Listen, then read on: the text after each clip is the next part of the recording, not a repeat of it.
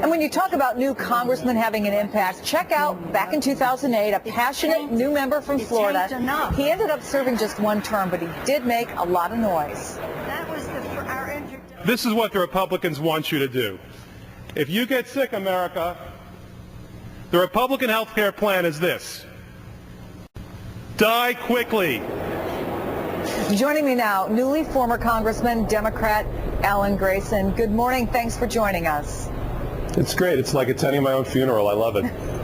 Well, I hope it's not like that. I mean, you have though had a couple of months, to think about what happened, and not just with you, obviously, but with the Democratic House in general. So in that context, I'm wondering what you would say to Democrats. What do they do for the next couple of years? Do they have a chance to be relevant, or is this really more about setting up for 2012?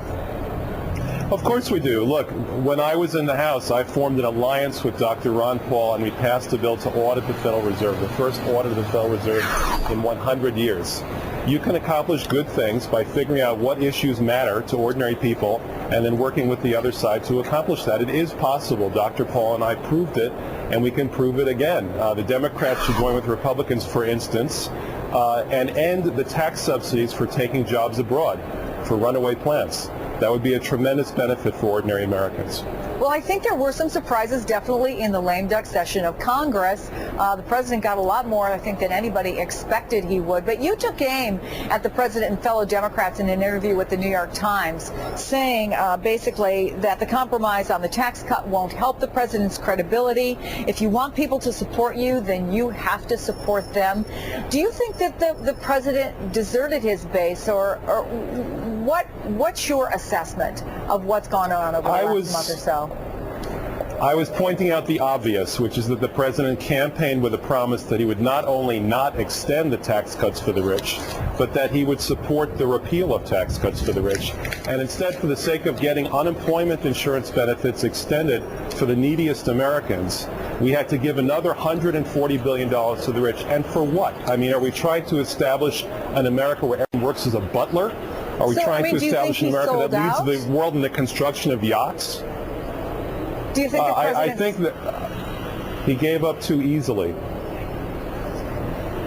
He did, however, get that compromise, and he got a lot of other things through, as the White House would argue. I mean, given the fact that the House has such a strong Republican majority now, are you expecting to see a lot more compromise? Would you encourage more compromise? I think that the people who represent the sinews of the Democratic Party, African Americans, Latinos, labor unions, people like me who are pro-peace, we need to see something for our efforts.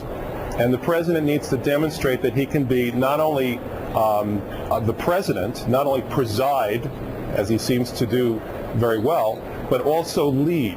And leading means leading in a direction that will preserve and strengthen the middle class in America.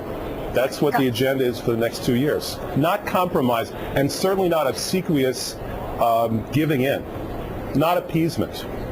And that's what you see. That's what you saw from the lame duck session. You didn't see Democratic wins?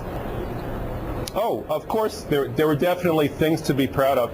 But how is it that when we fight to preserve unemployment benefits of people who would otherwise be living in their cars, something that's not good for Democrats, not good for Republicans, but good for all Americans, why is it that we have to trade that off against giving another $150 billion to the rich and adding $150 billion to the national debt? Why are those two things considered to be somehow morally equal?